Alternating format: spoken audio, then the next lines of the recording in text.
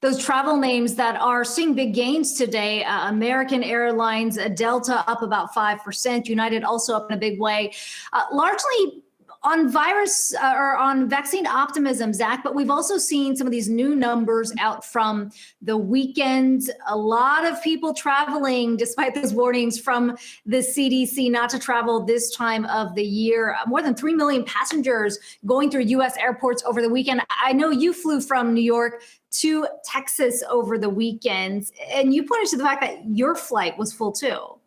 Yeah, it was packed. It was packed. And I mean, the headlines, of course, have been focusing on the weekend numbers and a lot of attention there in terms of this being a resurgence. Obviously, Thanksgiving travel is going to be a very busy travel season. And that's one way to look at it. But when you break it out day by day, it's still just about under half of what we saw last year. So we're still looking at like 1 million travelers here, according to those TSA statistics. But to your point, yes, I think that's the more important way to be looking at it when we think about how many people are on these planes. Of course, Delta is extending its no middle seat policy into next year, but now it's one of the few carriers that's doing that. When you think about American and United, I flew American.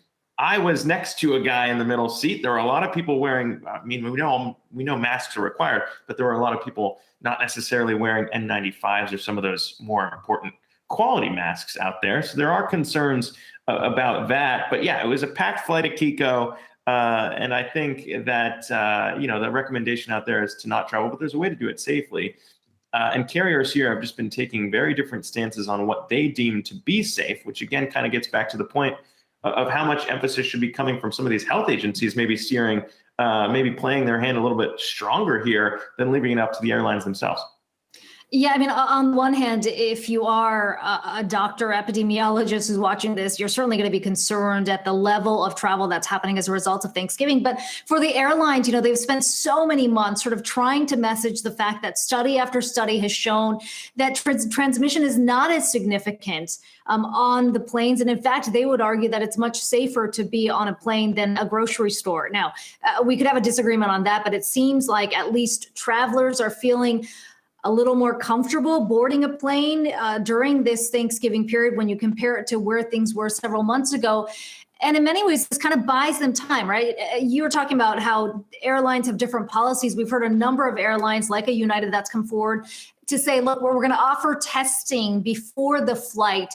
And they think that's much more effective than requiring quarantine on the other end of the flight, because at least when you board the flight, how many passengers have tested negative. And of course, if you've tested positive, you imagine they won't be allowed on the flight.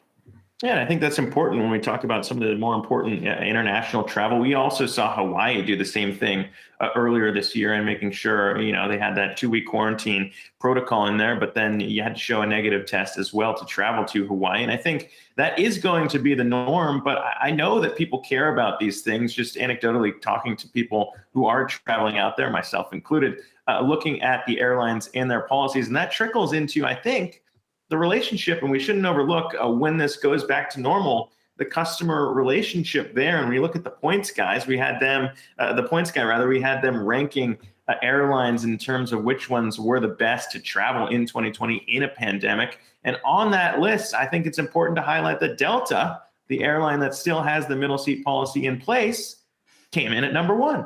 And what do you see there? You see American and United, those first that were to move into letting people sit in middle seats, clearly not doing as well. And I wouldn't pass up the opportunity to maybe weigh in on that and say, yeah, I would. I can sense the discomfort from your flight over the weekend. But, to your point on Delta, Ed Bastian has really doubled down on that. Even after these other airlines said, we're going to bring back the middle seat because these studies show that the environment inside the plane is actually much safer.